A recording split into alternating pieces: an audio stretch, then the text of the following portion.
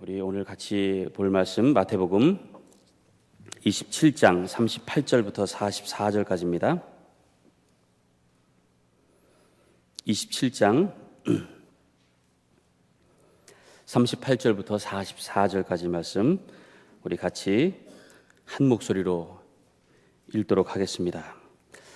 그때에 강도 두 사람이 예수와 함께 십자가에 못 박혔는데 하나는 그의 오른쪽에 하나는 그의 왼쪽에 달렸다. 지나가는 사람들이 머리를 흔들면서 예수를 모욕하여 말하였다. 성전을 허물고 사흘 만에 짓겠다던 사람아, 내가 하나님의 아들이여든 너나 구원하여라. 십자가에서 내려와 보아라. 그와 같이 대제사장들도 율법학자들과 장로들과 함께 조롱하면서 말하였다. 그가 남은 구원하였으나 자기는 구원하지 못하는가 보다. 그가 이스라엘 왕이시니 지금 십자가에서 내려오시라지. 그러면 우리가 그를 믿을 터인데 그가 하나님을 의지하였으니 하나님이 원하시면 이제 그를 구원하시라지. 그가 말하기를 나는 하나님의 아들이다 하였으니 말이다. 함께 십자가에 달린 강도들도 마찬가지로 예수를 욕하였다. 아멘. 우리 이 시간 주님께서 우리에게 주실 말씀을 기대하면서 잠시 묵상하도록 하겠습니다.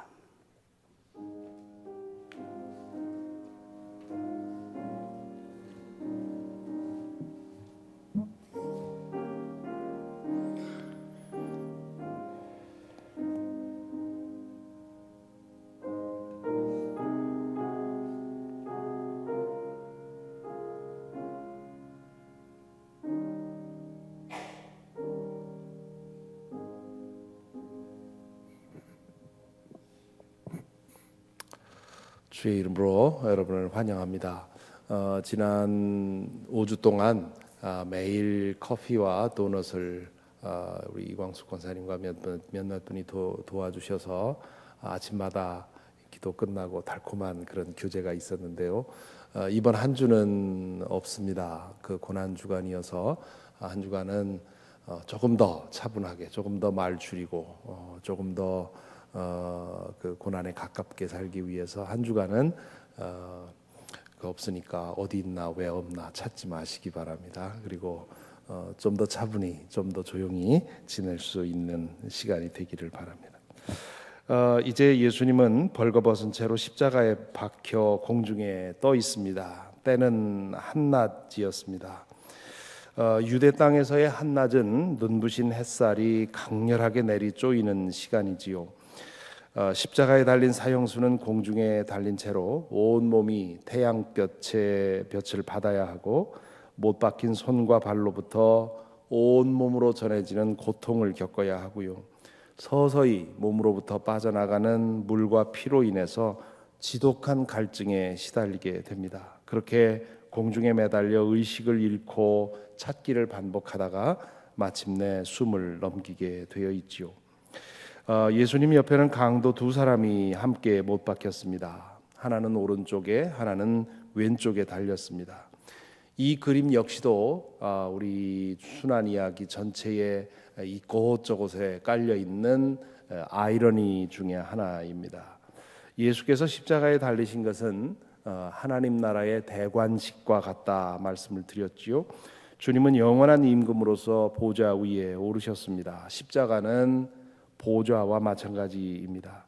왕이 보좌에 오르면 양쪽에 신하가 서서 보좌하게 되지요. 야고보와 요한은 예수님에게 와서 당신의 나라가 세워지면 우리 두 형제를 양옆에 세워달라고 부탁을 했었지요. 예수님 양옆에 달린 두 강도는 예수님의 왕권을 아이러니하게 드러내주는 그런 역할을 하고 있습니다. 마태는 이 사람들을 강도라는 말로 썼습니다마는 로마 정부는 그 일반적인 절도범을 십자가에 처형하지 않았습니다. 두 사람은 분명히 로마 정부의 시각에서 볼 때는 불순분자였을 것입니다. 반란을 꾀하거나 테러를 자행했던 사람들이었겠지요. 44절에 보면, 마지막 절에 보면 두 사람 모두 다 예수님을 욕했다고 되어 있지요. 누가복음에 보면 한 사람은 욕하고 한 사람은 예수님에게 회개하는 것으로 되어 있습니다.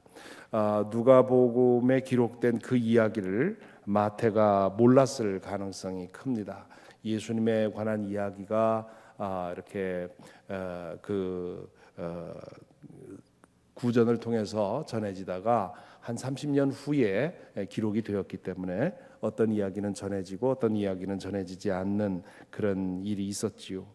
혹은 처음에는 이렇게 둘 다 욕을 하다가 나중에 그 중에 한 사람이 회개했을 수도 있을 것입니다. 골고다는 사람들이 사는 곳으로부터 멀리 떨어진 곳에 있지 않았습니다. 예수님 영화를 보면 대부분 그렇게 그려놓지요. 높은 산이나 그런데 그 예수님의 십자가가 서 있는 것으로 그렇게 상상을 합니다.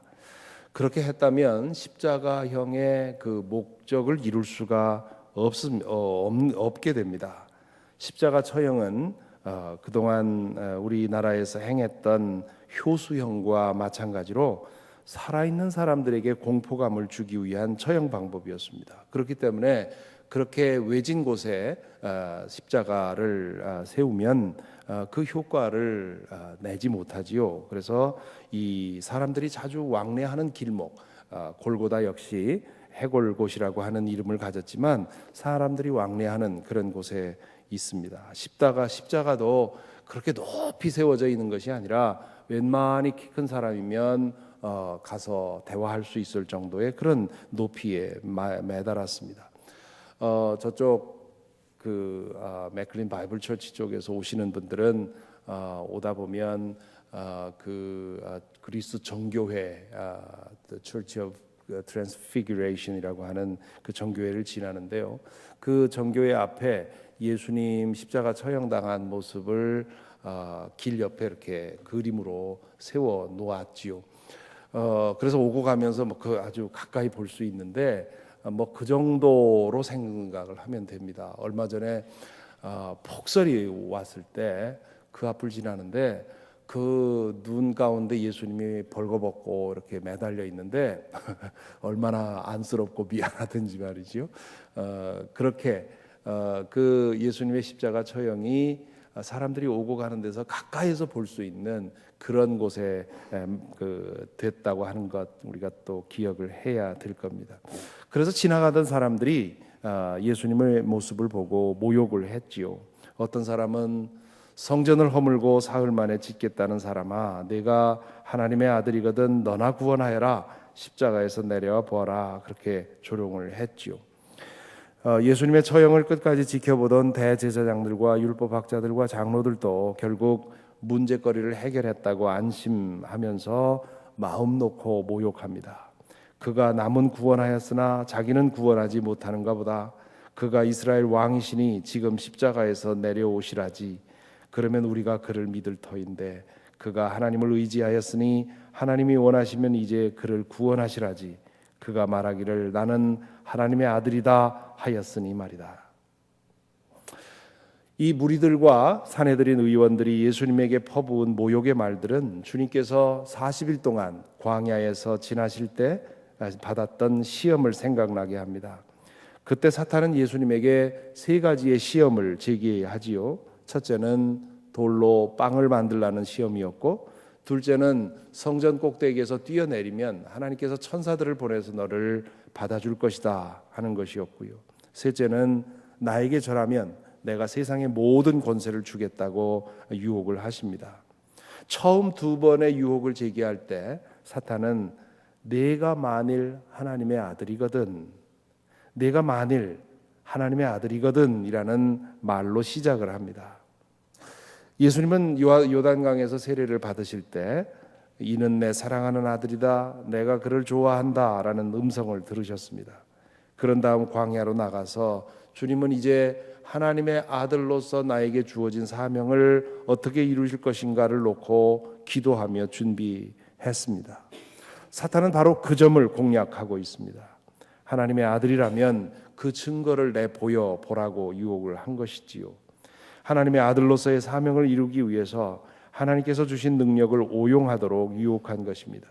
자신의 배고픔을 해결하기 위해 하나님의 능력을 사용하라는 유혹이었고, 성전 꼭대기에서 뛰어내렸을 때 하나님의 천사들이 받아주면 너는 정말 온 유대 사람들이 무릎 꿇을 만한 그런 그 영적인 권위를 갖게 된다고 유혹을 한 것이지요. 주님께서는 이 유혹을 단호하게 거부하십니다. 유혹을 거부할 때마다 예수님께서 하신 대답이 있습니다. 첫 번째 유혹에 대해서는 성경에 기록하기를 사람이 빵으로만 살 것이 아니라 하나님의 입에서 나오는 모든 말씀으로 살 것이다 하였다라고 말씀하시면서 그 유혹을 거부하십니다. 두 번째, 성전에서 뛰어내리면 하나님의 천사들이 받아줄 것이다라는 그 유혹에 대해서 또 성경에 기록하기를 주 너의 하나님을 시험하지 말라 하였다고 대답을 하시지요. 세 번째 유혹, 내가 세상 모든 것을 줄 터이니 나에게 절하라고 하는 그런 유혹에 대해서는 사탄아 물러가라, 성경에 기록하기를 주 너의 하나님께 경배하고 그분만을 섬겨라 하였다라고 대답을 하지요. 이 세 가지 대답을 통해서 주님께서는 일관되게 하나님의 뜻만 따르겠다는 의지를 표현하십니다. 주님께서 원하시는 것은 자신의 욕망을 채우는 것도 아니고 영적인 스타가 되는 것도 아니고 세상의 권력을 얻자는 것도 아닙니다. 하나님의 아들로서 오직 아버지의 뜻에 순종하는 것만이 당신의 사명이라고 천명을 하신 것이지요. 이렇게 본다면 예수님은 처음부터 십자가를 지도록 결정되었다고 할 수 있습니다. 요단강에서 세례 요한에게 회개의 세례를 받으셨지요. 예수님에게는 회개의 세례를 받을 아무런 이유가 없는 분입니다. 그런데 회개의 세례를 받았다는 얘기는 당신 자신의 죄를 위해서 받은 것이 아니라 인류의 죄를 짊어지기 위한 회개였다고 하는 것을 알 수가 있습니다. 세례 요한이 예수님 지나가시는 것을 보면서 보라, 세상 죄를 지고 가는 어린 양이다, 그렇게 말했는데 세상 죄를 짊어지는 그 일을 위해서 세례 요한에게 세례를 받으신 것이지요. 따라서 십자가는 이미 요단강에서 시작이 된 것입니다. 십자가 위에서 당신의 죽음이 아니라 온 인류의 죽음을 당하셨기 때문입니다. 뿐만 아니라 광야에서 사탄에게 시험을 받으실 때 주님은 오직 하나님의 뜻만 따르겠다고 결단을 했습니다. 그 무엇도 주님의 마음을 흔들지 못할 것이라는 사실을 광야 이야기에서 확인할 수 있습니다. 그러므로 광야에서 시험 받으실 때 주님께서는 내가 십자가라도, 하나님의 뜻이라면 십자가라도 지겠다고 하는 그런 결심을 한 것이지요. 이제 십자가 위에서 주님은 마지막 시험을 받으십니다. 사실 무리들과 산헤드린 의원들의 모욕과 조롱은 주님에게 시험거리가 되지도 않았을 것입니다. 하지만 그들의 조롱은 주님께서 무엇을 위해 고난당하고 있는지를 더욱 선명하게 보여줍니다. 그들은 예수님이 하나님의 아들이 아니라고 생각하고 마음 놓고 조롱하고 있는 것이지요. 하지만 주님은 진실로 하나님의 아들이셨습니다. 그분은 그들이 조롱하는 대로 당장 십자가에서 내려와 능력을 떨칠 수 있었습니다만 광야에서 이미 그렇게 하지 않기로 결심을 했고요. 그리고 그대로 지금 행하고 있는 것입니다. 만일 주님께서 십자가에서 떨쳐 내려와서 있는 사람들을 제압하고 계속 살아가셨다면 어떻게 되었을까요? 그리스 소설가 니코스 카잔자키스는 그리스도 최후의 유혹이라는 소설에서 그런 가정을 했었지요. 십자가 위에서 의식을 잃어가던 주님께서는 일종의 환상을 경험하시지요. 그 환상에서 무리들이 조롱한 대로 예수님은 십자가에서 내려와서 평범한 사내로 돌아가서 막달라 마리아와 결혼을 하고 평범한 삶을 살아갑니다. 말도 안 되는 것 같지만 예수님에게는 그런 뿌리치기 어려운 달콤한 유혹이었을지도 모릅니다. 십자가 위에서만이 아니라 그분의 공생의 기간 내내 이런 종류의 유혹이 간헐적으로 그분 마음에 있었을지 모릅니다. 하나님 아버지의 사명을 내려놓고 소시민으로서 그저 나에게 주어진 생명을 채워가며 작은 행복을 위해 혹은 나 자신의 욕망을 이루기 위해 모든 것 내려놓고 하나님에게 등지고 살아갈 수는 없을까 하는 그런 유혹, 그것이 바로 광야에서 내려놓은 유혹이고, 그리고 그의 일생소 중에서도 그런 유혹이 있었을 것이고, 그리고 십자가 위에 달려 돌아갔을 때, 달려 죽음을 당하실 때 무리들이 그러한 유혹을 다시 제기하는 것입니다. 예수님의 가신 길은 우리가 따라가야 할 길입니다. 크리스천이라는 말은 작은 그리스도인이라는 뜻입니다. 우리는 예수 그리스도로 인해 구원받고 이 땅에서 작은 그리스도인으로 살아가는 존재들입니다. 그러기 위해서는 우리도 예수님처럼 세례를 통해 우리의 옛사람을 십자가에 못 박고 새로운 사람으로 거듭나야 합니다. 물에서 올라오실 때 성령이 비둘기처럼 주님에게 임하셨고, 이는 내 사랑하는 이다, 아들이다, 내가 그를 좋아한다는 음성을 들은 것처럼 우리도 성령의 세례를 받고 우리 각자에게 들려주시는 하나님의 음성, 너는 내 사랑하는 아들이다, 딸이다, 내가 너를 좋아한다 하는 음성을 들어야 합니다. 예수 그리스도를 믿는다는 말은 하나님의 자녀로 회복되는 것을 말합니다. 십자가의 보혈의 공로 안에서 하나님의 자녀로 회복되어 이제는 하나님을 아빠라고 부를 수 있는 관계로 회복이 되는 것을 말합니다. 이 믿음이 있어야 합니다. 예수 그리스도의 은혜 안에서 하나님의 자녀가 되었다고 하는 담대한 확신이 있어야 합니다. 이 확신을 가지려면 우리 자신만을 보아서는 안 됩니다. 예수 그리스도의 십자가를 바라보아야 합니다. 나의 공로가 아니라 예수님의 공로로만 우리는 하나님의 자녀임을 알 수가 있습니다.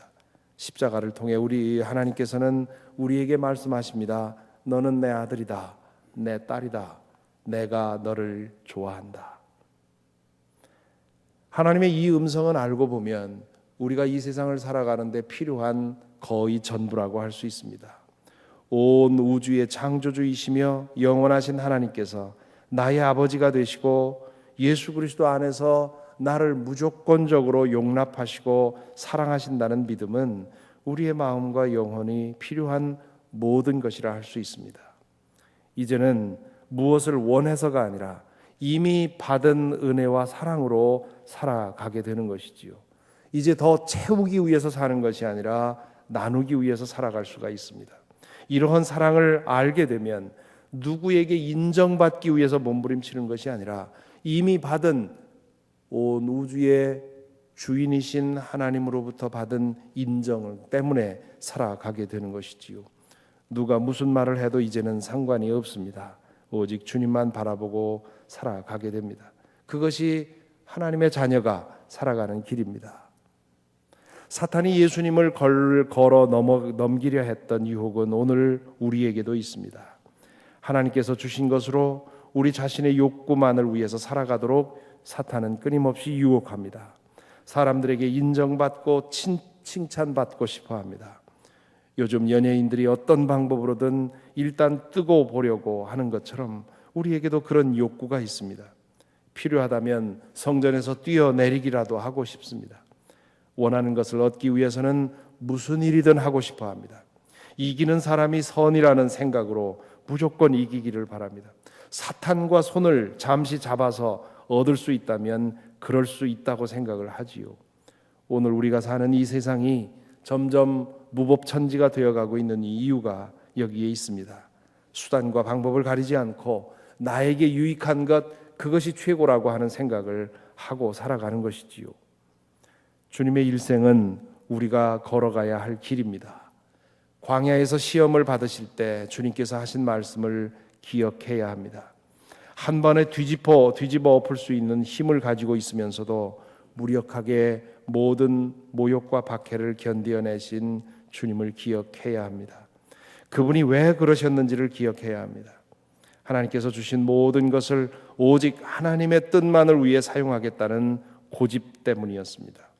모두 다 자신의 욕망을 이루기 위해 수단과 방법을 가리지 않는 세상에서 주님처럼 하나님의 뜻을 분별해가며 그 뜻만을 위해 살아가려면 필경 손해를 보고 박해를 보고 그리고 패배자가 될 수도 있습니다. 이 세상만 생각하면 주님처럼 사는 것은 가망 없는 일입니다. 하지만 우리는 하나님 나라를 믿습니다. 이 세상이 전부가 아님을 믿습니다. 그렇기 때문에 이 세상의 기준으로 패배자가 되는 것보다 하나님 기준으로 패배자가 되는 것이 더욱 두려운 일입니다. 주님은 분명히 세상적인 기준으로 보면 패배했습니다. 실패했습니다. 모든 것이 끝난 것 같습니다. 하지만 하나님의 눈에는 정반대였습니다. 십자가는 세상의 눈으로 보면 실패지만 하나님에게는 승리였습니다. 하나님의 성공이었습니다. 그것은 곧 예수 그리스도의 승리이기도 했습니다. 바로 그것이 우리가 살고 또한 추구해야 할 승리입니다. 이 세상의 기준이 아니라 하나님의 기준에서 승리하고 성공하는 것이 우리의 목표입니다. 그러기 위해서는 끊임없이 우리 자신을 십자가에 못 박고 우리 자신을 부인하고 주님을 목표로 살아가야 할 것입니다. 주님께서 이 걸음을 끝까지 지켜주시기를 바랍니다. 오늘 하루도 이 말씀을 생각하면서 오늘 하루 우리가 살아갈 때 끊임없이 선택하고 판단할 때마다 하나님의 뜻을 생각하는, 하나님 안에서 하나님의 시각에서 승리하는 그 일을 위해 살아가는 저와 여러분이 되기를 바랍니다. 찬송가 269장 함께 부르겠습니다. 269장.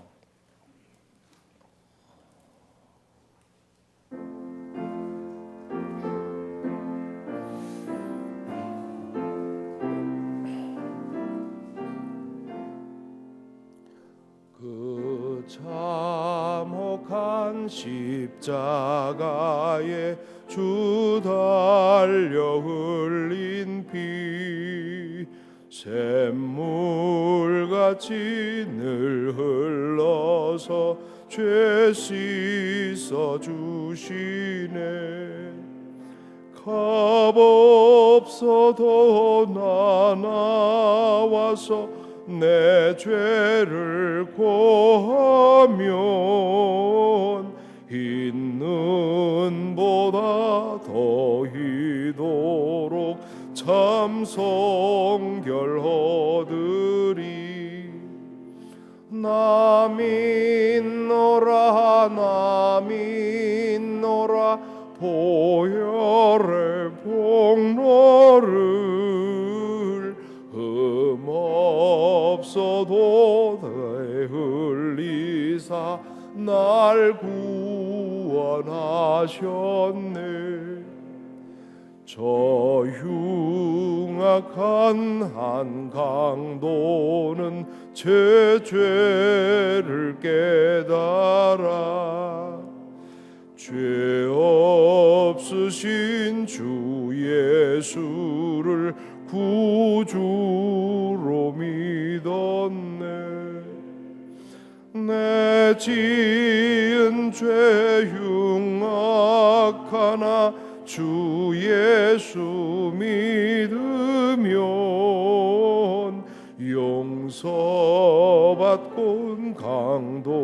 강도같이 곧 구원받으리. 나 믿노라 나 믿노라 그 보혈 공로를 흠없어도 피 흘리사 날 구원하셨네.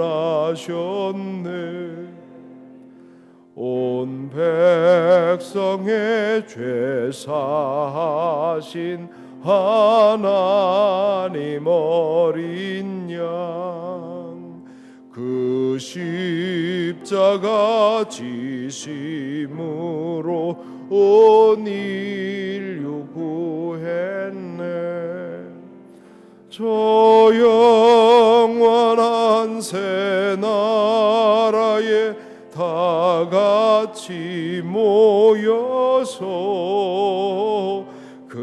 금고문고 한 곡조로 새 노래 부르리.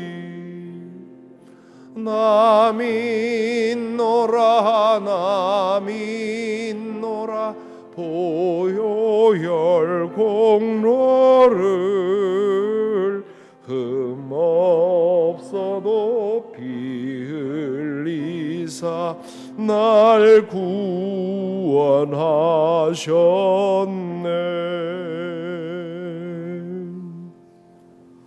기도하겠습니다.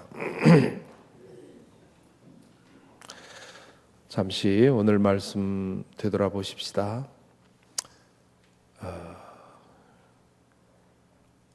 우리는 하나님의 음성, 십자가를 통해 들리는 그 하나님의 음성, 너는 내 사랑하는 아들이다, 너는 내 사랑하는 딸이다, 내가 너를 기뻐한다 하는 음성을 들으셨습니까? 그 믿음 안에서, 십자가의 보혈의 공로 안에서 하나님은 나를 의지하고 신뢰하고 인도하고 계신다는 사실을 얼마나 믿으시는지요? 내가 하나님의 자녀가 되었다고 하는, 창조주 하나님의 자녀라고 하는 사실을 얼마나 굳게 믿고 살아가고 있습니까?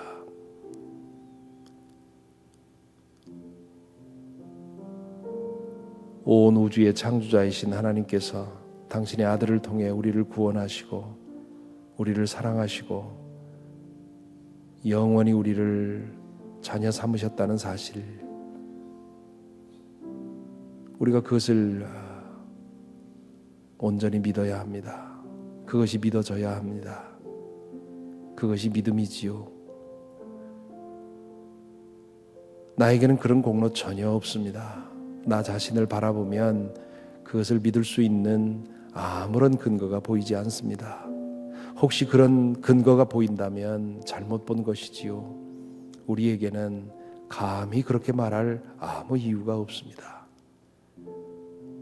다만 십자가를 바라볼 때, 예수 그리스도의 그 십자가의 공로 안에서 우리는 내가 진실로 하나님의 자녀로 회복될 수 있는 그런 가능성을 발견하게 되는 것이고요. 십자가 안에서 십자가를 의지할 때 우리는 하나님의 그 음성을 듣게 됩니다. 내가 너를 사랑한다. 너는 내 딸이다. 너는 내 아들이다. 내가 너의 이름을 내 손에 새겼다고 하는 음성을 듣게 되지요. 이 음성을 듣고 하나님의 자녀로서 살아가는 것이 우리의 삶입니다. 우리의 이 땅에서 우리에게 남겨진 과제입니다. 그렇다면 이제 우리에게 남겨진 것은 하나님의 자녀답게 하나님의 뜻을 위해 살아가는 것입니다.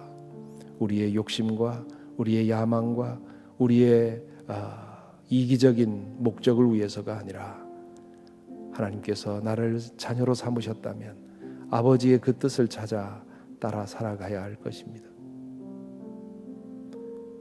이 땅에서 아버지의 뜻을 따라 산다는 것이 쉬운 일이 아닙니다. 모두 다 악착같이 자기 자신을 위해 살아가는 그런 사회 속에서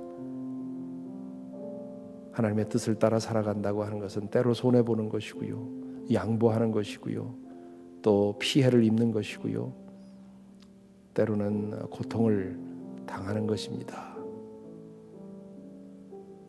그렇지만 우리는 십자가의 사람들입니다.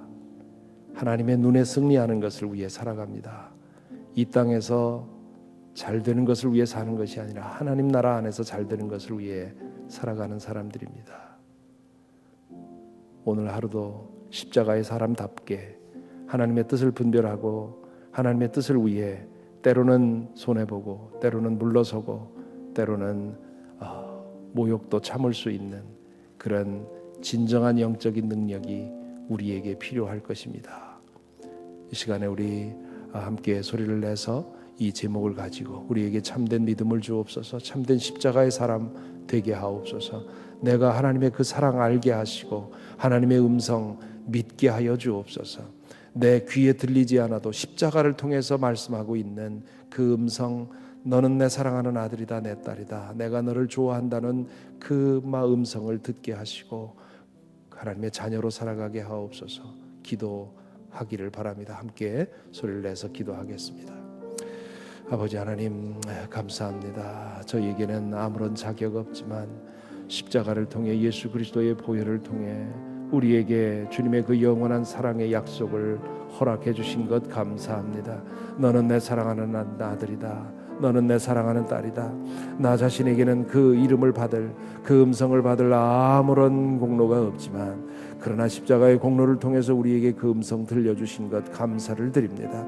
아버지 하나님, 저희를 붙들어 주시옵소서. 저희를 인도해 주시옵소서. 이 담대한 확신을 가지고 살아갈 수 있도록 인도하여 주시옵시고, 아버지 하나님, 이제는 우리가 사는 목적이 우리 자신의 이기적인 욕심이 아니라 아버지 하나님 나라의 그 뜻을 위해 살아갈 수 있도록 인도하여 주옵소서. 우리를 십자가의 사람으로 세워주시니 감사합니다. 십자가의 사람답게 아버지 하나님의 나라에서 성공하는 것을 생각하고 살아가도록 인도하여 주시옵시고, 아버지 하나님, 이 세상에 나아가서 함께 살아갈 때 오 주님, 십자가의 길을 살아갈 수 있도록 우리를 인도하여 주시옵소서. 오 주님,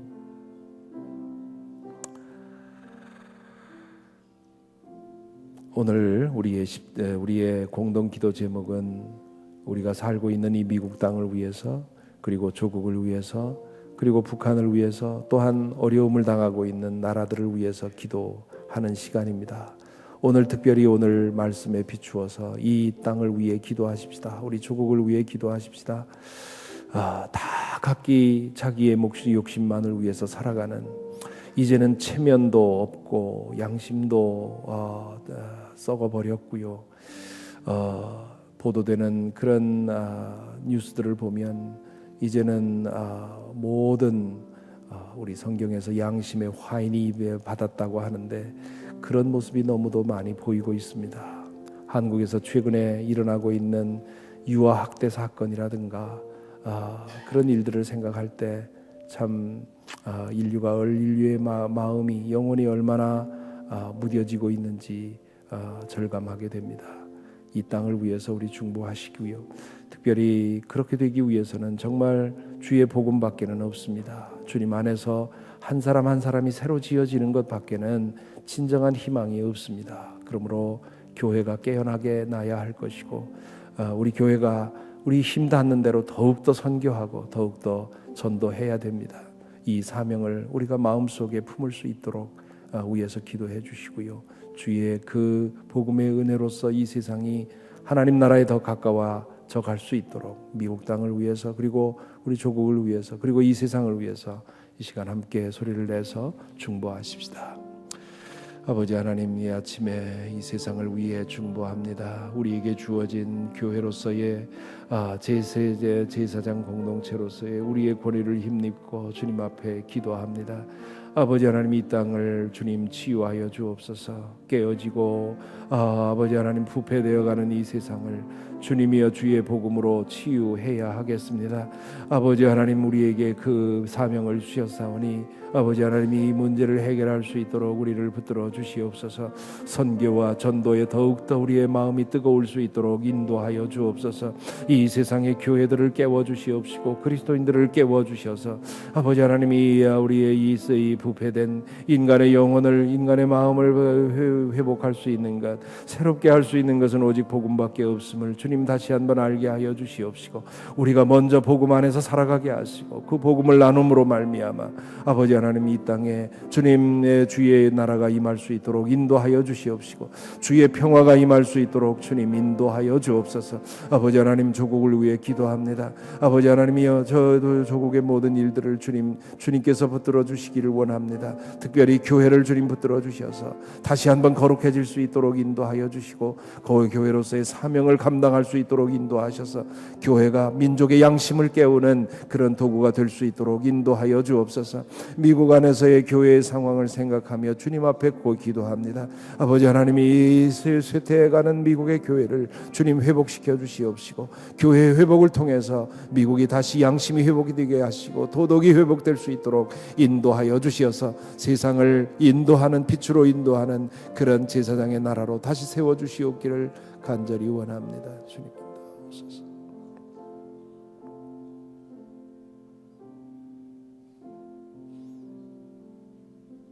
주님, 이제 기도할 때 우리 마음속에 다시 한번 십자가를 바라보므로 십자가를 통해서 들리는 그 따뜻한 사랑의 음성을 이 아침 다시 들을 수 있도록 인도하여 주옵소서. 그리하여 오늘 하루 하나님의 아들로 딸로 영원히 변함없는 우리의 신분을 생각하며 살아갈 수 있도록 인도하여 주시고, 오늘 우리가 선택하고 판단하는 모든 것들이 주님을 위한 것이 될 수 있도록 인도하여 주셔서 오늘 하루 우리의 삶을 통해 오직 주님만 영광 받아 주시옵소서. 예수 그리스도의 이름으로 기도하옵나이다. 아멘.